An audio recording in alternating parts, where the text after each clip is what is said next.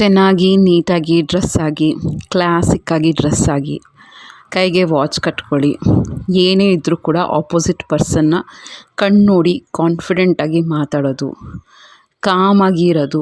ನಮಗೆಷ್ಟೇ stress ಇದ್ದರೂ ಕೂಡ ಅವ್ರಿಗೆ ತೋರಿಸ್ಕೊಳ್ದೆ ಕಾಮಾಗಿ ಬಿಹೇವ್ ಮಾಡೋದು. ನಮ್ಮ ವೀಕ್ನೆಸ್ನ ಅವರಿಗೆ ಪೋರ್ಟ್ರೇ ಮಾಡದೇ ಇರೋದು. ಯಾರನ್ನ ಪರ್ಸನ್ ನಮಗೆ ಯೂಸ್ ಮಾಡಿಕೊಂಡು ಆಮೇಲೆ ಬಿಟ್ಬಿಡ್ತಾರೆ ಅಂತ ಸಿಚುವೇಶನ್ಸ್ ಬಂದಿದ್ದರೆ ನಾವು ಅಲರ್ಟಾಗಿ ದೂರದಿಂದ ಇರೋದು.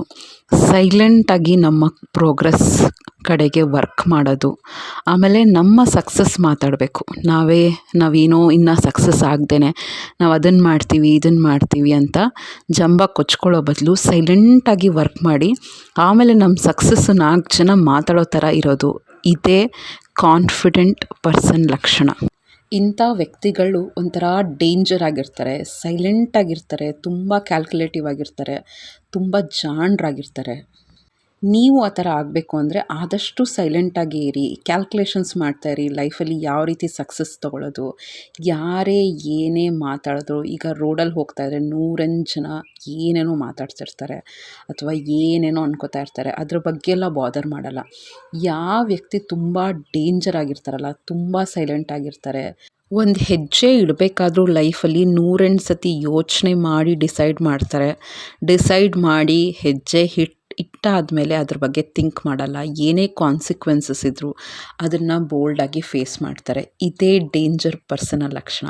ಕೆಲವ್ರನ್ನ ನೋಡಿದ್ರೆ ತುಂಬ ಒಂಥರ ಭಯ ಆಗುತ್ತೆ. ಹೌದು, ಎಂಥ ಡಿಗ್ನಿಫೈಡ್ ವ್ಯಕ್ತಿ ಅಂತ ಅನಿಸುತ್ತೆ. ಸೊ ನಾವು ಆ ಥರ ಡಿಗ್ನಿಫೈಡ್ ವ್ಯಕ್ತಿ ಆಗಿರಬೇಕು ಅಂದರೆ ಮಾತಿನಲ್ಲಿ ತೂಕ ಇರಬೇಕು. ಏನೇ ಮಾತಾಡಿದ್ರೂ ಕೂಡ ಹೌದು, ಒಂದೊಂದು ಮಾತಿಗೂ ಅರ್ಥ ಇದೆ, ಒಂದೊಂದು ಪದಗಳಿಗೂ ಬೆಲೆ ಇದೆ ಅನ್ನೋ ರೀತಿಯೇ ಮಾತಾಡಬೇಕು. ಲೂಸ್ ಟಾಕ್ ಅನ್ನೋದನ್ನು ಬಿಡಬೇಕು.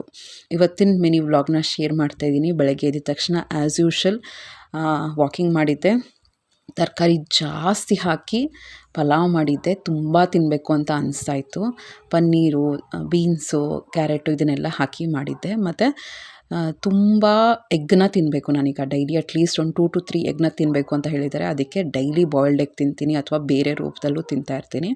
ಇದಕ್ಕೆ ಮೊಸರು ಬಜ್ಜಿ ಮಾಡ್ಕೊಂಡಿದ್ದೆ. ನನ್ನ ಫೇವ್ರೇಟ್ ಇದು. ದಿನ ಬಿಟ್ಟು ದಿನ ಕೊಟ್ಟರು ನನಗೆ ಇಷ್ಟ ಆಗುತ್ತೆ. ಯಾಕಂದರೆ ಎಲ್ಲ ಸೇರುತ್ತೆ. ನಾನು ಯಾವಾಗಲೂ ಅಷ್ಟೇ ಒಂದು ತುತ್ತು ತಿನ್ನಬೇಕಾದ್ರೆ ಸ್ವಲ್ಪ ಅದರಲ್ಲಿ ಅನ್ನ ಇರುತ್ತೆ, ಜಾಸ್ತಿ ತರಕಾರಿ ಇರುತ್ತೆ, ಸಾರು ಜಾಸ್ತಿ ಇರುತ್ತೆ. ಸೊ ಈ ರೀತಿ ಕಾರ್ಬೋಹೈಡ್ರೇಟ್ಸ್ ನಮಗೆ ಕಡಿಮೆ ಸಿರುತ್ತೆ. ಜೊತೆಗೆ ಏನು ಪ್ರೋಟೀನ್ ಟೇಕ್ ಇದೆಯಲ್ಲ ಅದನ್ನು ನಾನು ಪನ್ನೀರ್, ಎಗ್, ಕಾಳುಗಳ ಮೂಲಕ ತೊಗೋತಾ ಇರ್ತೀನಿ. ಎಲ್ಲರಿಗೂ ನಾರ್ಮಲ್ ಕಾಫಿ ಮಾಡಿ ನಾನು ಬ್ಲ್ಯಾಕ್ ಕಾಫಿ ಮಾಡ್ಕೊಂಡಿದ್ದೆ. ರಿಮೋಟ್